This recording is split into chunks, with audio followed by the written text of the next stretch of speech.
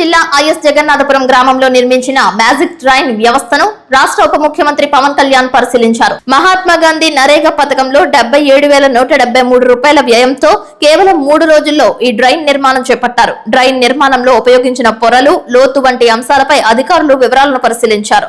ఇంటి నుంచి నీరు వంపించి పనితీరును స్వయంగా పరీక్షించారు.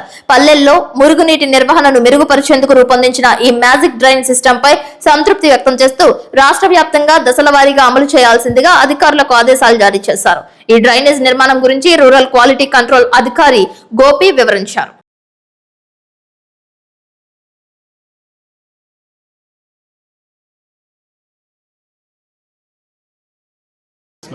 సో ఇది పైలట్ కింద టేకప్ చేయడం జరిగింది. సో ఇది చేసిన తర్వాత దీని ఇంపాక్ట్ అనాలిసిస్ ఆఫ్టర్ 3 months మేము ఇంపాక్ట్ అనాలిసిస్ చేసి అట్లాగే other analysis with respect to water అవన్నీ కూడా చేసి దాన్ని ఏమి రిజల్ట్స్ వస్తాయో దాన్ని బట్టి మొత్తం స్టేట్ అంతా ఇంప్లిమెంట్ చేయడం జరిగింది.